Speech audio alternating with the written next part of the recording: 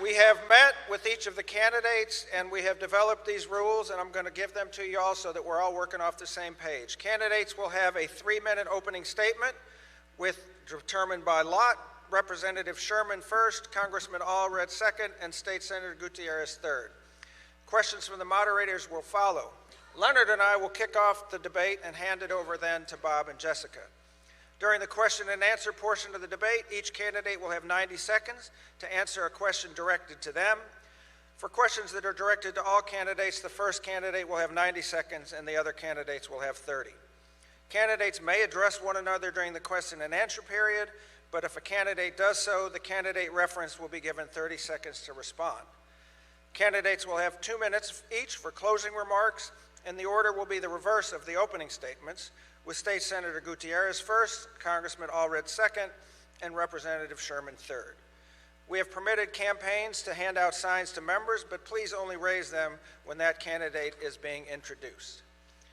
So speaking of being introduced, I'd like to introduce the folks who are on this stage who are seeking your support. To my immediate left, State Representative Carl Sherman.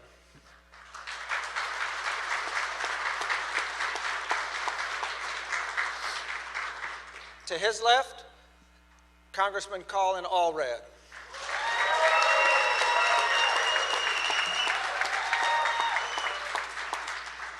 And at the other end of the stage, State Senator Roland Gutierrez.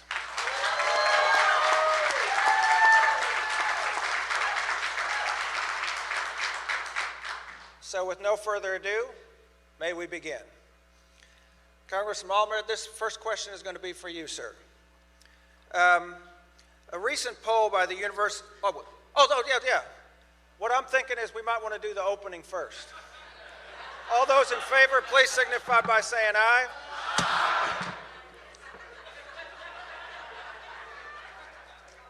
Good point.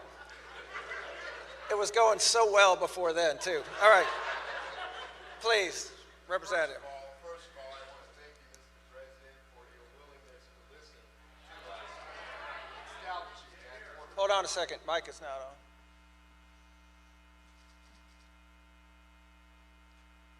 Okay. All right. First of all, I want to thank the Here. Okay. First of all, that's good? Okay. All right. I'd like to thank the AFL-CIO for your thoughtful leadership in establishing this forum for candidates to come and speak to the voters. Second, I must say to all those who have signed up to run for the U.S. Senate that were not able to join us today so that we could have more comprehensive discussion about the issues. I look forward to seeing you on the campaign trail. Then lastly, I want to say up front to Chairwoman Delia Parker Mims, the chairwoman of the Denton County Democrats, that we are praying for you and your family. Billy Parker, her mother, has received a diagnosis. I just got this text today. And I know that this union and Democrats are one family, and so I'm asking us to pray for her mother, Billy Parker. Now, this country, we are really at a perilous moment. Our democracy is at threat, and someone with my background as a small-town Texas city manager, a former mayor, a state representative, and currently as a pastor for over 16 years, I know the diversity of Texas from rural to suburban and urban communities alike.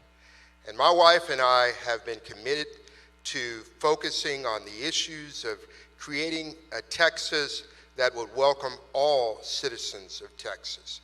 And so as I stand before you, I think about the issues like when I went to Eagle Pass, meeting at the border, and the issues there of families trying to get to this country for freedom, for liberties that they don't have. We need a representative who is going to fight for all Texans, and by my work, I've been identified as someone who is a fighter for social justice, and I look forward to doing that as your next U.S. Senator with your support. Thank you.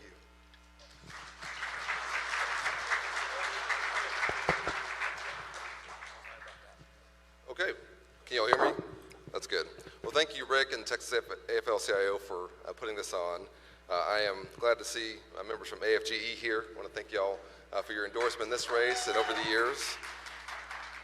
Listen, I have a uniquely Texas story. I was born and raised in Dallas by a single mom who's a public school teacher. And do we have any teachers in the house? Any teachers here? Yeah, well, we don't pay y'all enough. And so my mom had to work 2 jobs sometimes to make ends meet. And I relied on my community. For me, that was my public schools, my local YMCA, my teachers, my coaches. They're the ones who went above and beyond and gave me a chance to chase my version of the American dream. It was a big deal for my family when I got a scholarship to play football at Baylor University, because we couldn't have afforded that. And at Baylor, I ended up being captain of the football team and had a degree in history and was all ready to go to law school when I had a chance to pursue a dream of becoming an NFL player. After 5 years of doing that, after an injury into my career in Dallas against the Cowboys, I decided to go to law school and pursue another dream of becoming a civil rights lawyer with a focus on voting rights, because of what was happening in our state, because I thought it was unacceptable that we were trying to take the right to vote away from Texans. I served in the Obama administration, and then in 2017, my wife and I decided to do something a little crazy. We decided to run for Congress. It's an entrenched 22-year incumbent who'd been unopposed in the previous election, a Republican who'd been an enemy of the right to organize, and nobody thought we could beat him. And thanks to some of the folks in this room and building a broad coalition of Democrats and independents and some Republicans too, we beat him by nearly 7 points. That's how I know we can beat Ted Cruz. And the truth is, we have to, because all our values as Texans are under attack right now. In Texas, we value freedom, the freedom to make your own health care decisions, including access to an abortion, the freedom to organize, the freedom to retire with dignity, the freedom that if you work hard and do the right things, you should be able to get ahead. But Ted Cruz stands against all of that. And I also know it doesn't have to be this way. We don't have to have a senator that we're embarrassed by. We can get a new one. I've shown in my time in Congress that it's possible to work across the aisle. I'm the most bipartisan member of the Texas delegation, while also standing up for my values. I have a 100% voting record from the Texas AFL-CIO, and I'm proud of that. I'm proud of the labor wins that we've had, like passing the PRO Act, which we need to get through the Senate when I'm in the United States Senate. Passing the infrastructure bill and the CHIPS and Science Act, putting folks to work here in our state, protecting our veterans, opening a veterans hospital in my district. It's all possible. And I know that this is going to be a tough fight. But the truth is, I've taken on a lot tougher guys than Ted Cruz before. And with y'all's help, on November 5th, we can retire him to be the media personality that we know he wants to be together. Let's do it.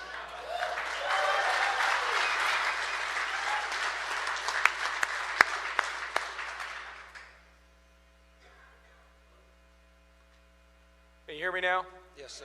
All right. Well, listen, first off, thank you all very much, AFL-CIO. I want to thank my wife and kids that have been here. They've been my rock through all these years in public service. I've been driving all across Texas. Is there a truckers union here? Because I'm ready to join.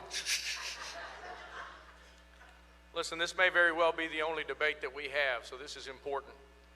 I'm the son of immigrants, born and raised in San Antonio.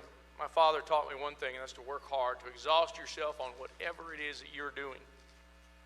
This election is about trust. It's about who you trust to go on and take on not just Ted Cruz, but to represent you in Washington. Rick and Leonard, they've known me for 18 years, as many of you have.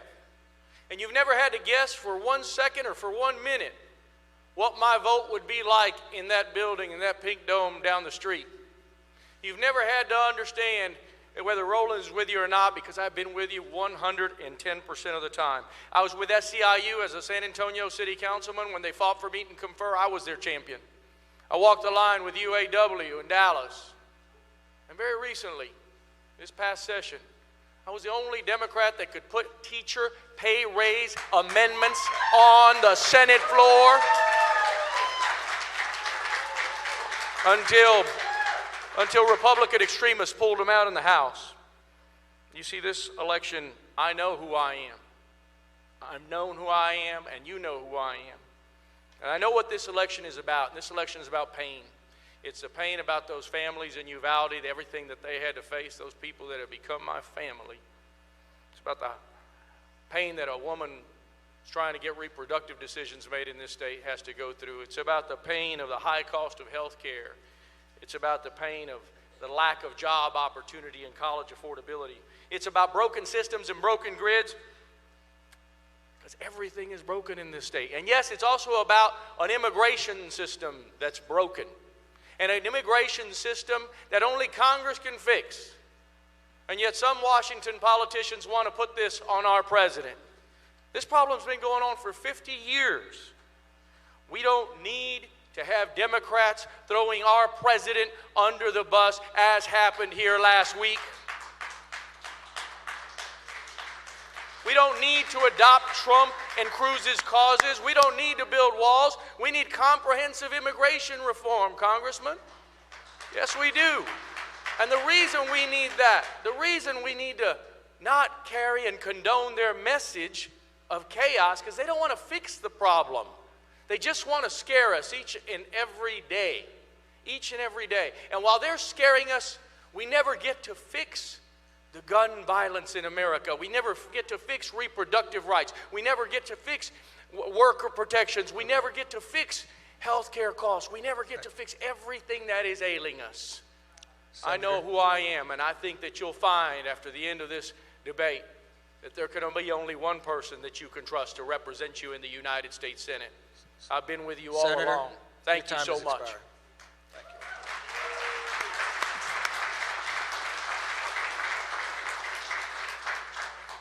Okay, now can I ask a question? Okay. This first question is, we're going to start out with you, Congressman, and recent poll by the University of Texas at Austin's Texas Politics Project showed that 64% of all Texans believe that labor unions are good for working people. And that makes sense. Union members make more money, they have broader benefits such as health care and pensions, and they have protection from arbitrary treatment from management. And though we've seen an upsurge in union organizing and activity where workers have made significant gains, and union membership has risen even in Texas in the most recent report, less than 5% of Texans actually have the benefit of union membership. What do you feel are the major factors that address this discrepancy, and what will you do as U.S. Senator to stand with working people and remove barriers to union membership and help workers actually form unions? Yeah, thank you, Rick. You know, it would be such a change to have me in the United States Senate. I'm a card-carrying, dues-paying union member. My union, the NFL Players Association, is an affiliate of the AFL-CIO. And our union meetings were no different than anybody else's. It was about how should we get the proper compensation for our skilled labor, about our health care, about our retirement, about our working conditions. I relied on my union. When I got hurt, my union stepped in and made sure that I went through the process of ending my career. My retirement benefits are preserved for me by my union because we collectively bargained for them. You'll never have to come to me and have to explain why it's important that we should be able to organize or what the power of collective bargaining is, because I've lived it. That's why I'm proud to have a 100% voting record from the AFL-CIO in my 6 years in Congress. And what we have to do now is ensure that we pass the PRO Act through the United States Senate. We've got it through the House twice. We've gotten through the House twice, but we haven't had enough votes in the Senate. When I'm in the Senate, we'll get that done. Because we did just have a hot union summer. And we saw activism all over the country. And I think young people in particular are seeing the benefits of joining a union. But in our state, we make it too hard. The PRO Act can help us supersede that and make sure we make it easier for folks to organize, combine your voices, and get what you deserve. Thank you very much. Do either of the other candidates have a response or would like to address the question? Absolutely. Go ahead. Collective bargaining is important for not just union members, but it's important for every working Texan. When our unions are weakened by efforts of Republican-controlled states to give us these right-to-work status, it strips us of the power we have of collective bargaining. When individuals can receive the benefits of being a union member and not have to pay the dues, that's a problem. And I think you will find every candidate here on this stage and everyone that's not on this stage agrees with that. Because when unions were weakened, it created more of a disparity between the wealthy and the working class. And so everyone here, I believe, will fight for the same thing. On that, we agree on policy, I believe. Well, thank you, Rick. Listen, first off, yeah, we're all for the PRO Act for sure. I'm also a proud member of the Texas State Employees Union. But the congressman told you in the first 30 seconds of his video, that's all right, you can clap. The congressman told you in the first 30 seconds of his video who he's for. He says, in the past, I've been with the Chamber of Commerce and the AFL-CIO. Those two entities don't go in the same sentence. You cannot be for the wolf and the sheep too.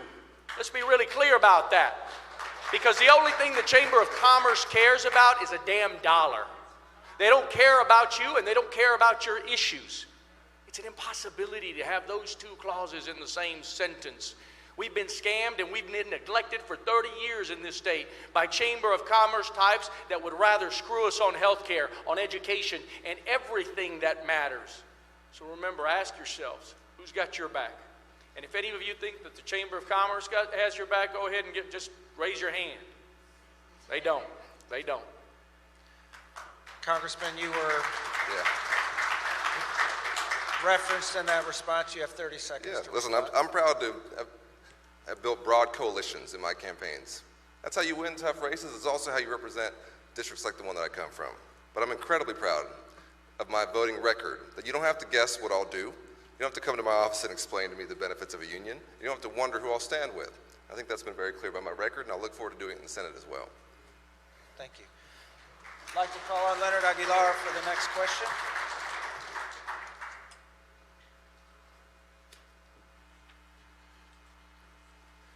Okay, thank you all again. Leonard Aguilar, Secretary-Treasurer of the Texas AFL-CIO. And the second question is going to go to Senator Gutierrez. And we're going to talk about immigration. Immigration is a central issue for working families in Texas, and it's an issue that has raised major difficulties for decades.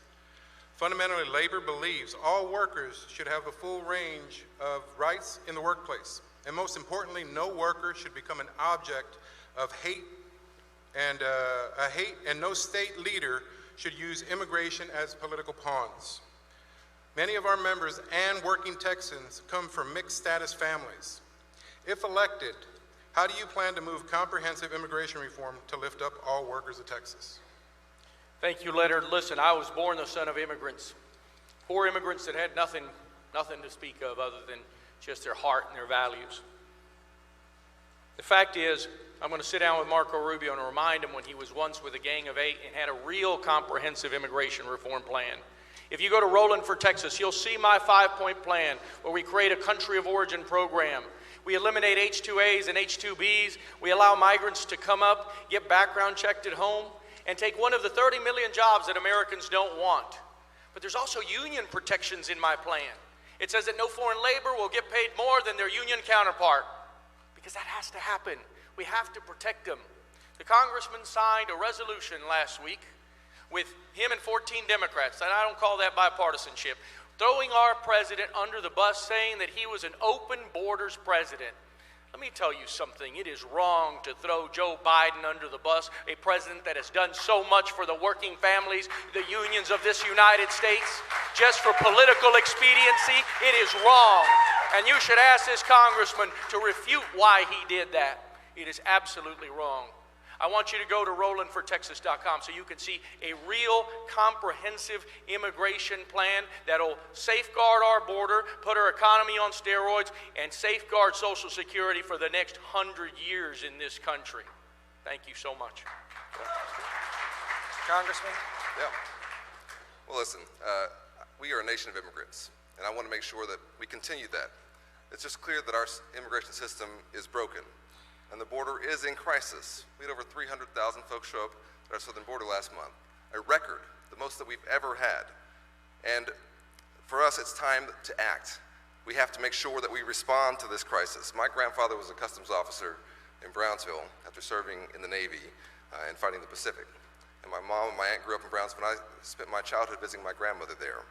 I know that our border communities are not political backdrops. They're places where real folks live, and they need us to act.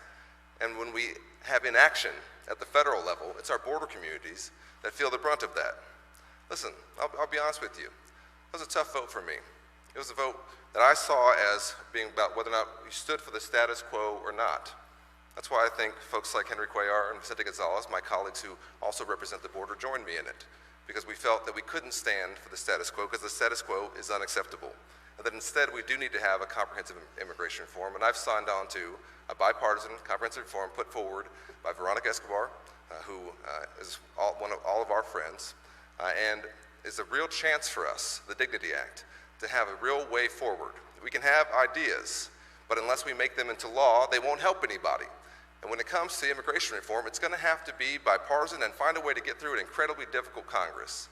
And that's what the Dignity Act gives us a chance to do, to both secure our border, to better match our immigration system, meet the needs of our economy, and to bring folks out of the shadows who are here, who are undocumented, to protect our dreamers. It is possible. The Dignity Act exists. Let's make it into law when I'm in the Senate. Mr. Chairman? Look, folks, immigrants are the source of our greatness as a country. And it's time out for us using immigrants as a political football. Amid the hemispheric displacement crisis that we have at the southern border, we must develop and craft policy that allows us to secure our borders while at the same time having a controlled, systematic way of processing those who are seeking asylum. I've been to the border, and I know what I'm talking about. As a former city manager, I see the stress on the infrastructure of all of those small cities. Representative Eddie Morales, who represents Eagle Pass, 12 counties stretching all the way to El Paso, says to me, that is the reason I'm endorsing you, because you understand we need a sincere and sobriety effort to fix this problem and stop making it about politics. And so we've got to be serious about this. And I take my administrative background and my policy background and understand that Mexico is our #1 trade partner. It makes no sense that we are making this a political football, but at the end of the day, we have to have a representative who can be elected in the general election. Thank you, Rick. Thank you. At this point, we'd like to turn it over to our highly trained professional moderators. Thank you for putting up with me and Leonard. Jessica, would you go ahead and start us off? Great. Well, thank you so much as well to the Texas AFL-CIO for having me. Jessica Montoya Coggins from the Texas Signal Media Foundation. This is for State Representative Carl Sherman. The other candidates can respond. If you are elected to the Senate, you will have a more impactful platform for enacting legislation that could return abortion rights to a state like ours, where it is essentially banned. What steps would you be willing to take to codify abortion access? And would those steps include abolishing the filibuster and/or expanding the Supreme Court? Look, this is personal to me.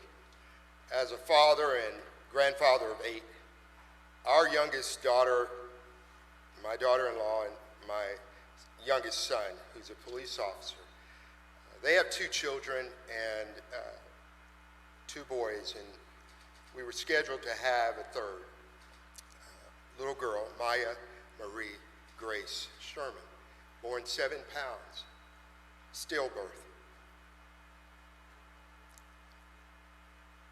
To deliver a baby is a God thing.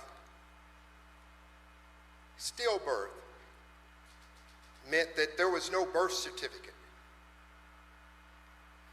I find it hypocritical that you would fight to ban abortion when you will not give a birth certificate for a stillbirth.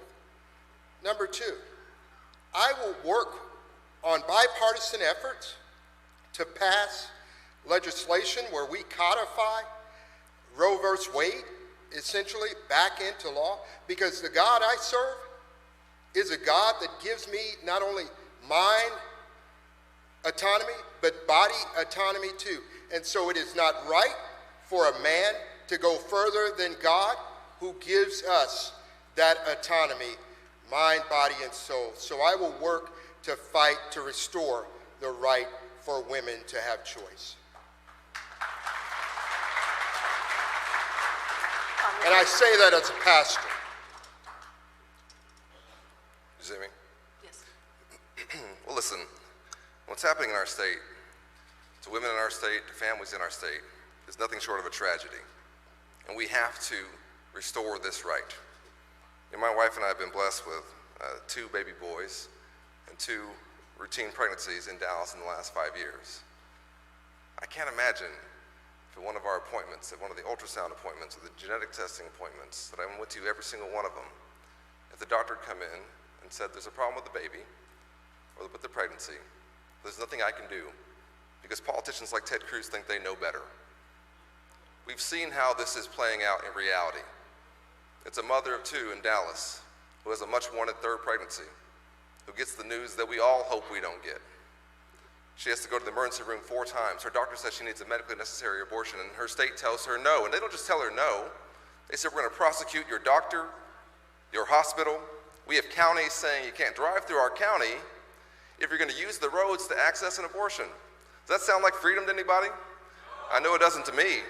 And there's one thing I know about Texans: we believe in freedom. And there are so many downstream impacts we're going to experience from this at our university systems, our medical schools, fewer folks wanting to be OBGYNs in our state. The impacts will go on and on and on, and we have to restore this right. I have voted twice in the House. We've gotten it through the House to codify Roe v. Wade, which means make it back into law. We couldn't get it through the Senate. When I'm in the Senate, we will. We will not let the filibuster stand in the way. We'll reform the filibuster. We'll make sure that we restore this right to Texas women at the federal level. It's the only way we can do it, and when I'm in the Senate, we will.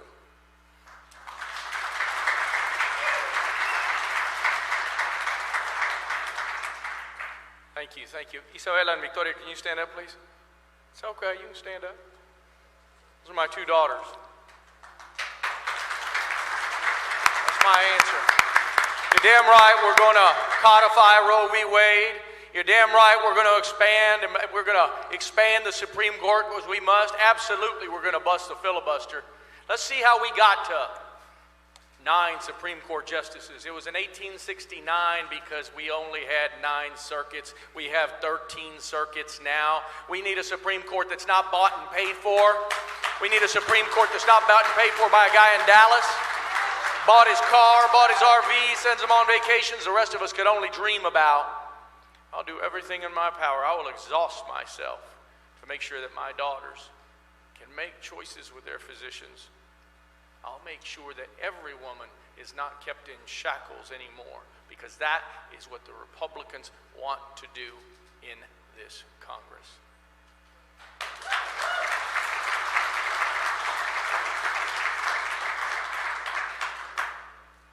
Congressman Allred, this question goes to you.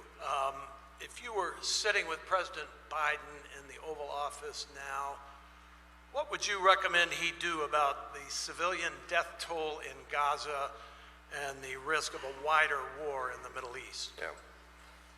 Well, I'm a member of the Foreign Affairs Committee, and it just so happens that I visited Israel in February, and we went to a kibbutz. A kibbutz is a communal living center, and it was called Kfar Asa, right on the border with Gaza. And these folks were the most loving, peace-loving people you would ever come across. When I was there, we did a Zoom with a father in Gaza named Mohammed, who had 4 kids, and they were trying to build cross-Israeli and Palestinian relationships. Hamas's actions on October 7th meant that that kibbutz was called later by an Israeli general the site of a massacre. And I don't know where or what has happened to Mohammed and his 4 children. And so we have to place this blame squarely on the terrorist organization of Hamas for starting this conflict on October 7th, the most deadly day for Jews since the Holocaust. We have to make sure that Hamas is the focus of the response. And that's what I've said from the very beginning. I wrote an op-ed a couple days after this conflict started, saying that we must keep the focus on Hamas and their terrorist activities and try everything we can to prevent civilian casualties, and that is what I have pushed for. It looks like there's negotiations ongoing right now to see if we can get the remainder of the hostages released and some kind of ongoing ceasefire put in place. That, to me, is the right thing to do. But as Americans, our role is also to look around the corner and see what comes next for Gaza and for Israel. And to me, that must be an independent and safe Palestinian state next to a secure, stable Jewish and democratic state in Israel. Representative Sherman. You have 30 seconds, sir. Bob, were you directing the question to me? If you want to respond, you have Yes. 30 seconds. Yes. What happened on October 7th was wrong. I remember being a member of the U.S. Conference of Mayors, and President Obama reminded us mayors that we have a tendency as a country to have select compassion, where we can have compassion for the individuals that lost lives on October 7th and their families, but yet for the 20,000 plus Palestinians, they deserve our compassion too. And when Netanyahu tells us that he does not see a two-state solution, we ought to believe him. I cannot support doing wrong when wrong is wrong. And so those families' lives matter too. And we must also consider the fact that this makes our national security less secure. Whenever the world sees us being unfair and unjust, then that creates more volatility for America. I just can't stand for that. Thank you. Senator Gutierrez. Congressman was asked, and he said no ceasefire on KXAN. He said no ceasefire. The fact is 10,000 women and children have died. The fact is that we should go after Hamas in a police-like manner. The facts are that Bibi Netanyahu, Benjamin Netanyahu, is not Yitzhak Rabin. He's not Shimon Peres. If he fails to see the fact that Lebanon is around the corner, and Yemen and Iran, we must exhaust ourselves for peace, just like Bill Clinton tried to do. This president must exhaust himself to find peace in this powder keg that we call the Middle East, because it is the next World War III if we do not stop what is happening right now. You cannot bring justice to 1,200 people by killing 30,000, a third of which are women and children. Did you want to respond, Congressman? You have 30 seconds. Listen, a ceasefire without conditions would mean that all of these hostages, over 100 that Hamas still holds, would remain hostages. It would also mean that Hamas stays in power so they could do this again at some later date.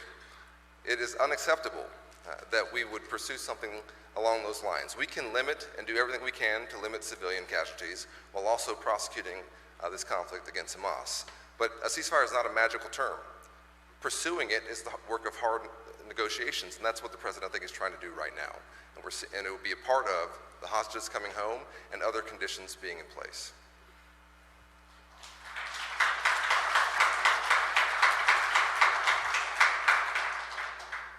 For State Senator Gutierrez, President Biden's plans to fix the student loan system were stymied by the Supreme Court.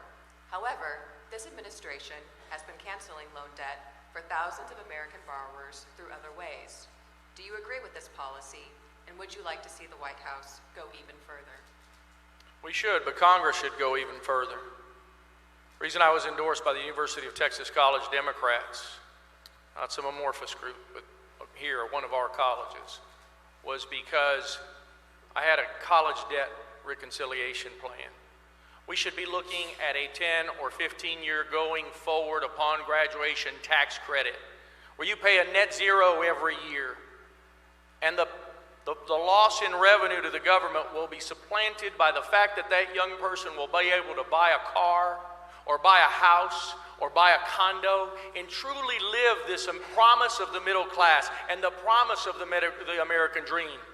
Here's the deal, folks. When I was in college, I pay $1,200 a semester putting myself through UTSA. The same kid now pays about $8,000 a semester. For Bob here, it was about $300 a semester. We can do this if we act together, but we have to do something because we are choking the young people of America, and they deserve so much more from Congress for sure.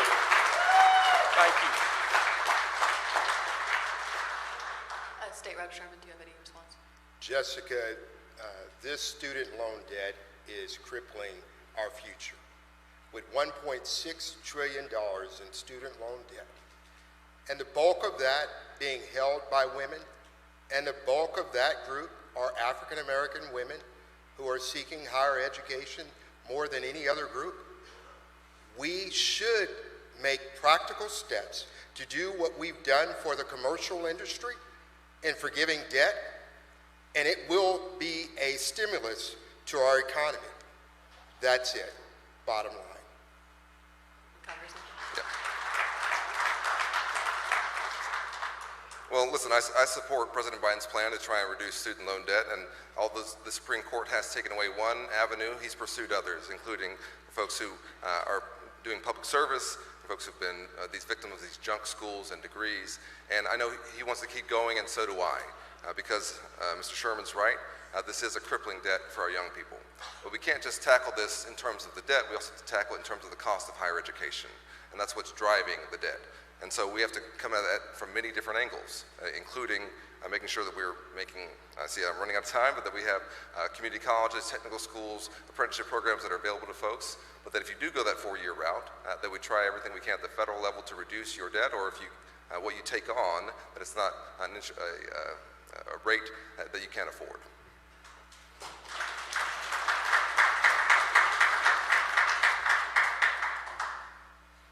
Representative Sherman, on health care, do you favor or oppose creation of a single payer system, often referred to as Medicare for all, or at least all those who want to participate in it?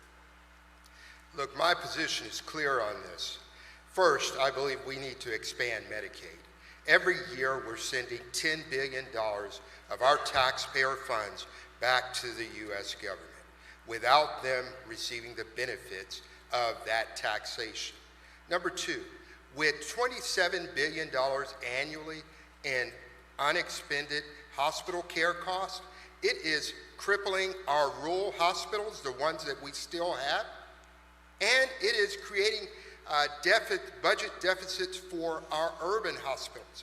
I was talking to the executives of Parkland Hospital, where they have about $1.7 billion in unexpendable hospital care.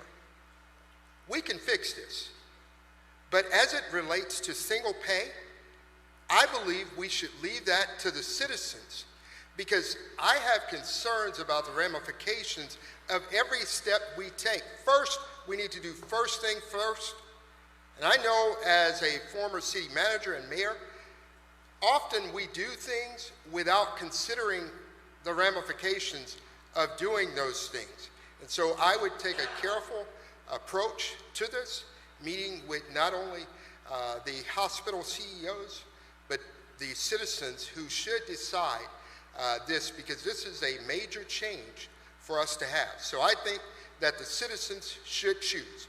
But as far as legislatively, we should expand Medicaid and do first things first and create that $10 billion, just as 12 other Republican states have done already.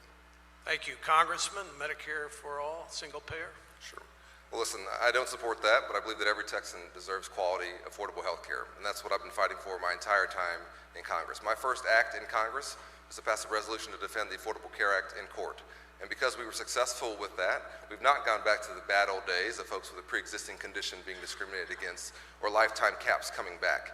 We know what Ted Cruz wants to do. Given the chance, he will repeal the Affordable Care Act. They are saying that openly.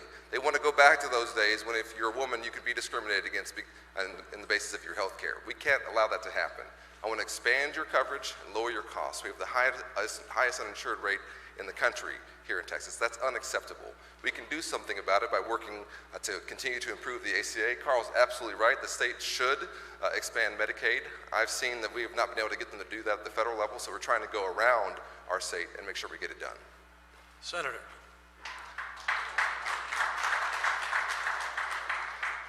Listen, we need Medicare for all that want it, period.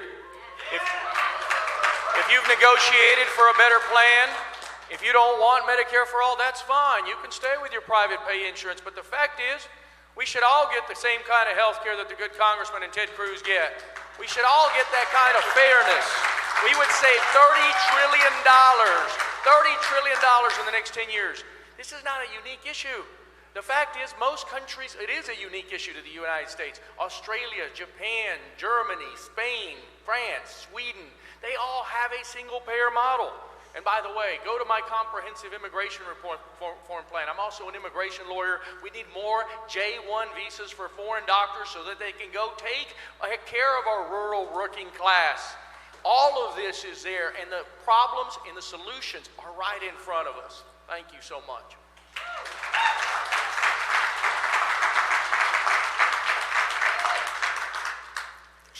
All right, for Congressman, the leading cause of death for children in Texas and the country is guns. As a potential senator from this state, how do you see yourself advancing or advocating for gun safety measures? Well, as I said, I'm a father of 2 young boys. My sons are 2 and 4. And after the tragedy in Uvalde, I had the same experience that I think parents across our entire state had when I dropped them off at school the next day, which was a pit in our stomach and a look in all of our eyes about what would we do if it happened at our school to our kids. We make you slow your car down when you drive through a school zone. I refuse to accept there's not more we can do to protect our kids and our public places from becoming the site of the next memorial. The Allen Outlet Mall in my area in Dallas is a place that when I was growing up I used to go to just to get a good deal. Now it's the site of one of our most recent mass shootings. And so we have to act. And I'm proud that for the first time in 30 years, at the federal level, we did something following the tragedy in Uvalde by passing the Safer Communities Act. And to John Cornyn, to his credit, helped us get that through. Ted Cruz voted against it. But we can't stop there. We have to build on it. I grew up in a state that believed in responsible gun ownership. That's the state that I know that we are. And I think we believe that we should have universal background checks, that we should raise the age for the purchase of semi-automatic rifles, that we should limit high-capacity magazines and have red flag laws in place and keep fighting to save as many lives as possible, as quickly as possible, consistent with the Second Amendment and who we are as Texans.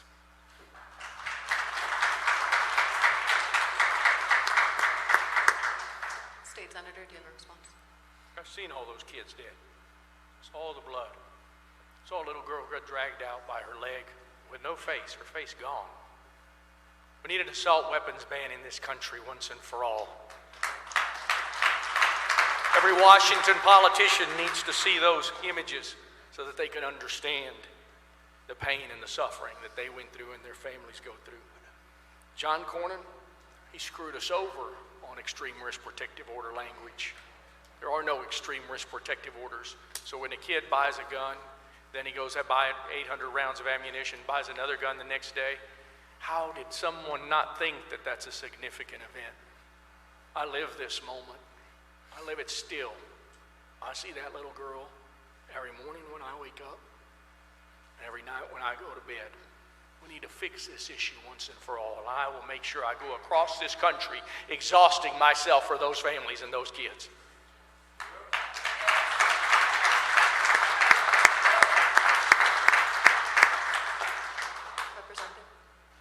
We must fight to ensure that no other family has to experience this senseless loss.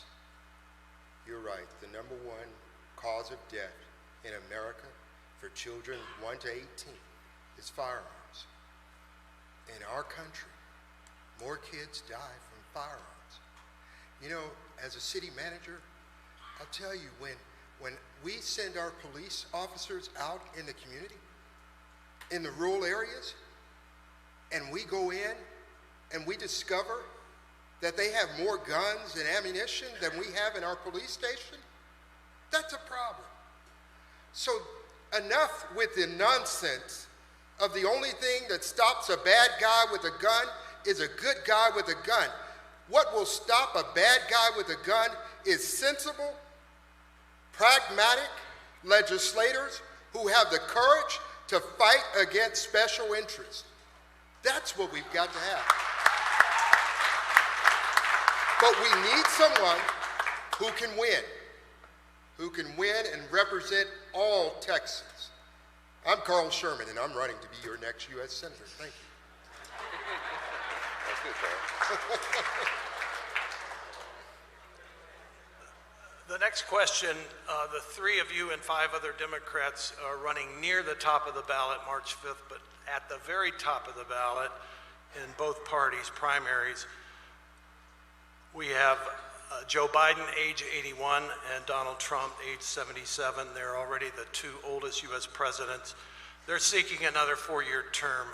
They'll start with Senator Gutierrez on this one. Former South Carolina Governor Nikki Haley says politicians over 75 should be required to take mental competency tests. Do you agree, and should we have term limits for Congress the way we do for the presidency? Here's the deal. We've got some senators that have been in there way too long, and I don't mind even talking about term limits. I think we ought to probably have that discussion. As far as Joe Biden is concerned, he runs circles around most. This president has exhausted himself for labor.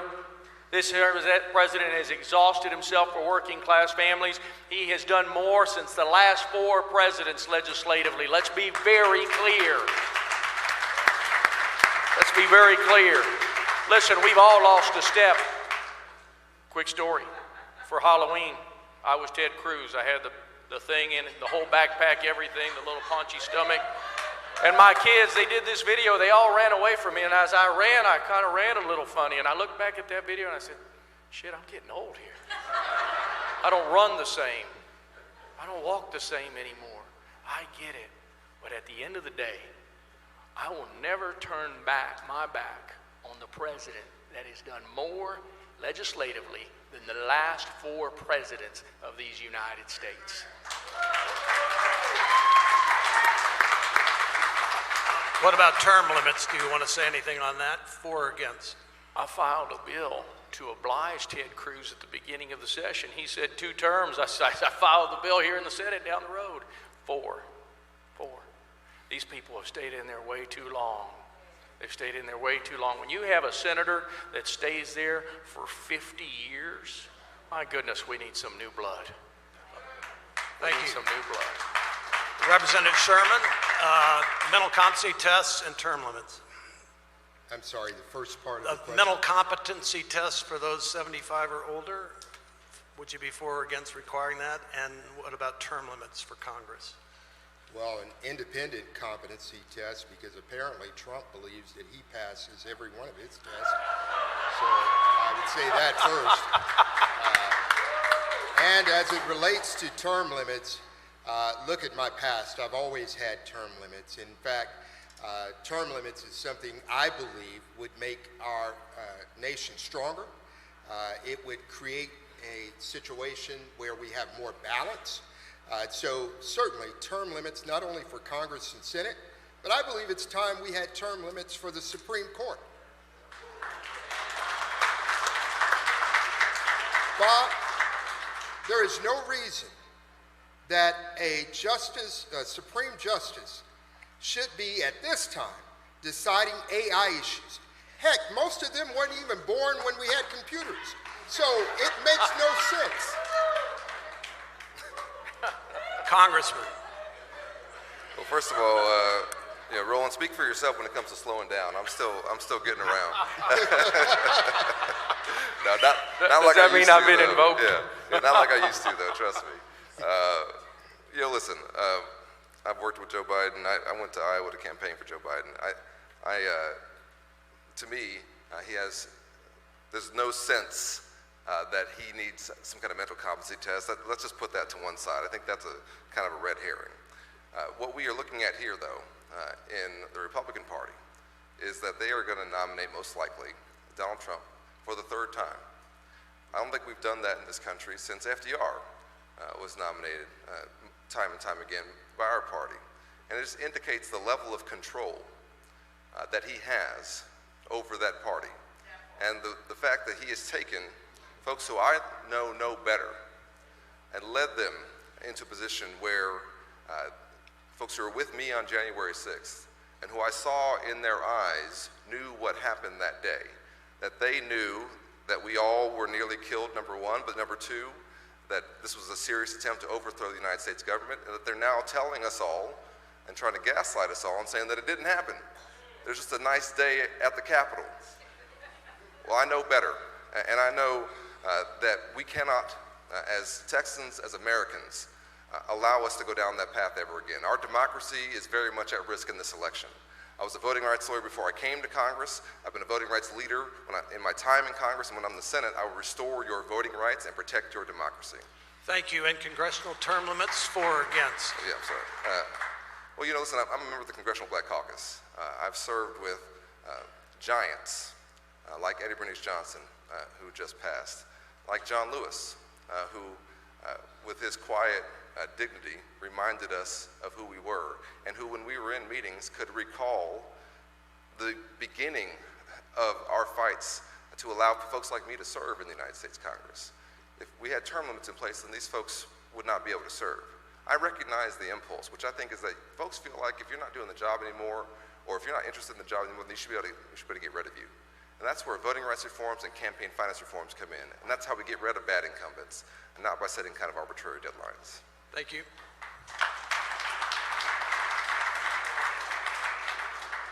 And this question is for all the candidates, but we'll start with State Representative Sherman. 2020 saw a huge surge of voter youth turnout. There are those signs that this might not happen this go around. There's a lot of feelings of disaffection on the state of democracy, the environment, loss of personal freedoms. So to any young Texan watching, why are you the candidate that they should vote for and put their trust in? I'm sorry, the last part of what you said, Jessica? Why should a young Texan vote for you and put their trust in you? Yeah. Politicians win every time when they do negative ads. And I hear young people say, I don't do politics. I don't do politics. But politics does them all day, every day. When you have a young man 10 years ago named Ethan Couch who killed 4 people, and he was sentenced to affluenza, never served a day in TDCJ, fled this country. We spent all sorts of resources apprehending him and bringing him back to justice, only to extend his affluenza, which meant that the judge said that he was too privileged to go to prison. I have a constituent in my district whose son didn't flee the city, didn't leave the county, didn't leave the country. He didn't even leave his apartment. He was charged with evading the police. He was sentenced to 50 years in prison. He didn't kill anyone. That's what happens when you don't do politics. I just visited the young man. He is in the Coalfield Prison Unit serving a 50-year sentence. And this happens every day, all day. Until we have someone who's willing to fight and get meaningful legislation passed, like Botham-Jean Act, which requires that every police officer must activate their body cam when an investigation starts, and they cannot terminate it until it ends. And as a mayor, I was the first city to equip all of our police officers with body cams in the nation. That's what voting will do.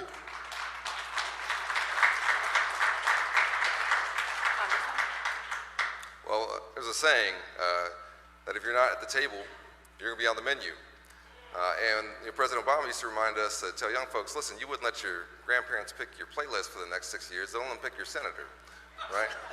So we got to make sure young folks know what's at stake, and that we need to have a fighter who will restore your individual rights, who has a record as a civil rights lawyer in time in Congress that you can point to and say, I'm going to fight every single day to restore your right to access your own healthcare decisions, including an abortion, to restore your right to vote and protect your democracy, and that I'm going to win. Because that's what we have to do. We have to make sure that we actually beat Ted Cruz in this election. I've got a record of beating long-term incumbents who nobody thought could be beaten. Let's do it together on November 5th.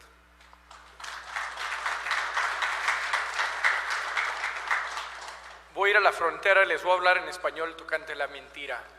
I'm going to go to the border and talk about the lie, not the telenovela, the big lie. And the big lie is a false immigration narrative by Fox News and Trump and Cruz and everybody else.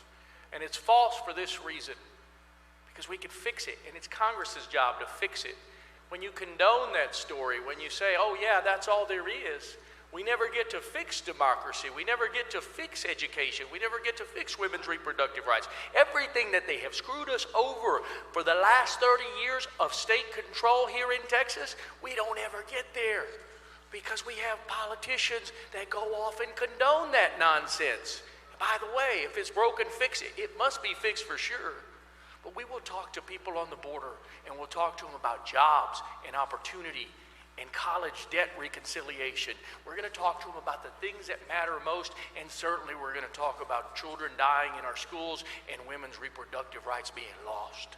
That's the way we win in November, not by moving to the middle, but by inspiring every Democrat in this state to go get new voters and go beat these people. I believe we're out of time, and I'll turn it over to Rick. Thank you, moderators, for guiding us through that conversation, and thank the candidates for your responses thus far. I had an idea, Representative Sherman. I thought maybe we'd do closing statements. What do you think? I second that. Okay, thank you. By lot, we're going to start with Senator Gutierrez. Thank you, Rick. Thank you, Leonard. Thank you, everybody at the AFL-CIO. Jessica, thank you for your participation here. Listen, I know who I am, but I know who I've been. I'm a Democrat through and through. I'm a progressive, and I do not apologize for it. We need to change this world, and we need to change this country. And no amount of Republican pandering, no amount of moving and taking up Ted Cruz's causes and Donald Trump's wall, no amount of that is going to have us win the day come November. No amount of hand-holding with Republicans is going to get this done. We have to do everything in our power because we are this close. We owe a debt of gratitude to one man named Beto O'Rourke. Yeah, you can clap because he's a good man. And the reason we owe that debt, because he told us that we were within 250,000 votes. Listen, I'm running because all those children in Uvalde that died. My campaign is about the pain that we're living in, the pain that families are dealing with when they lose a child, the pain that women are dealing with with their lack of reproductive rights, the pain of just paying the bills, the pain of just making the mortgage, the pain of trying to figure out how you're going to put your kid in school. When we take up their chaos theory, man, the border's broken, go fix it. It's not a president that fixes it, it's called Congress. It's not the Dignity Act, it's full of indignity, quite frankly. We need real comprehensive immigration reform to solve that problem, but we also have to get to the real problems that these people have crushed us on in this country. And in this state, we have been scammed and neglected, and the poor rural Republican worker that's out there in rural Texas that says, oh yeah, Donald Trump, those poor bastards have been screwed the worst. And so we have to have this discussion with all Texans. But I'm sorry, there's two theories here. One is you got to go down the middle, holding hands with Republicans. I will not do that. I know who I am. I've been here for you for 18 years. I'm going to keep being here for you as your next United States Senator. My name is Roland Gutierrez, and I want to be your next United States Senator. God bless you, and I love you.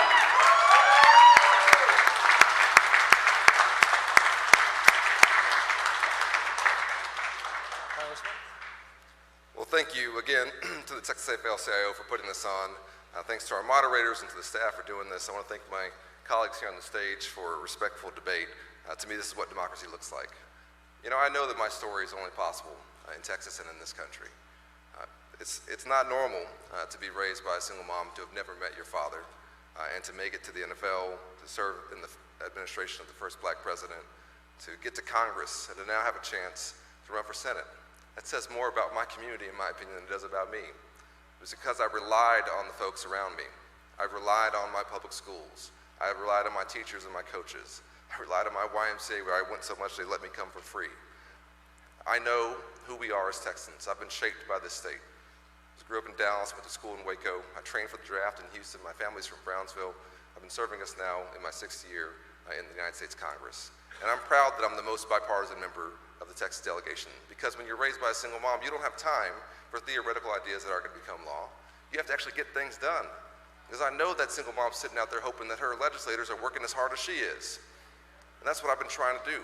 But I also stand up for my values, and I want you to know that. I'm proud of having a 100% voting record in the Texas AFL-CIO. I'm one of the leading voices for voting rights in the United States Congress. I've been one of the leading voices for democracy around the globe.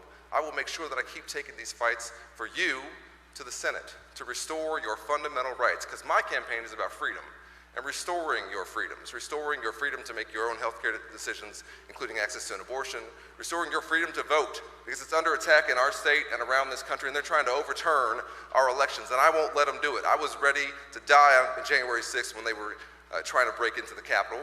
When you're the only former NFL linebacker in the room, there's just say some older legislators there, and there's a mob at the door, they look to you. And I was ready. But let me tell you something. It shouldn't come to that. It came to that because of folks like Ted Cruz, because he went around the country lying about the election. And then he was the senator who objected to the results in Arizona. And then when that mob came and I took off my suit jacket and I was ready to fight them, he was hiding in a supply closet. And so this election is his accountability.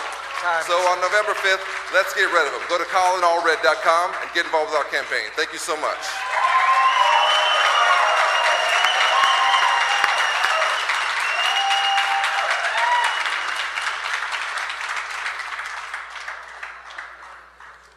Roland and Colin are right. Our democracy is under attack. And in 2021, when Democrats gathered in this state in the Texas House, half of the caucus discussed what we were going to do about this threat on our democracy. And discussion was that we would go to Ardmore, Oklahoma. And one member stood up, Richard Raymond, and said, I think we should go to Selma, Alabama. It would be symbolic. Congressman John Lewis, Bloody Sunday. And I don't always talk until the end. And I stood up and said, with all due respect, I just believe that we should do as our foremothers and forefathers did. Cross the Mason-Dixon line, go to the citadel of our democracy, and implore Congress to pass universal voting protection laws, because it's not just Texas, it's several other states that we're dealing with. Folks, all of the major issues from women's rights to Medicare for all, for those who want it, we all agree with. Gun control. I don't like politics, but I love people, I love the Lord, and I love policy. I love shaping and crafting policy that comports to humanity, that addresses the issues of the people who are not allowed into the room or a seat at the table. That's why civil rights attorney Ben Crump has endorsed me. That's why Pastor Freddie Haynes has endorsed me. Look at my record, I get things done, and at the end of the day, we've got to understand that when we get to the general election, Republicans will play their same strategy that they've done for over 3 decades. It will be good versus evil. Good versus evil, and Democrats are considered demon rats. And I'm not telling you a hypothesis. I'm coming to a close. I'm not telling you a hypothesis. This is not a theory. Look to Georgia. Look to Georgia to see if someone who's a mayor, city manager, state representative, and pastor can win. CarlSherman.com. Thank you. Thank you.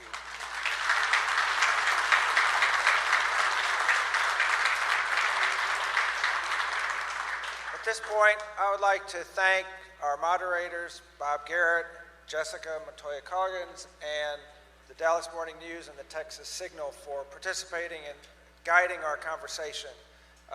To the candidates, thank each of you. I believe you have laid out powerful visions for how you would take this state, and our delegates have benefited from it. To our delegates, thank you for your engagement. Thank you for being present in this moment, and thank you for your continued commitment to the labor movement. So with that, the debate for the Texas United States Democratic Senate seat has concluded, and thank you all very much. We appreciate it.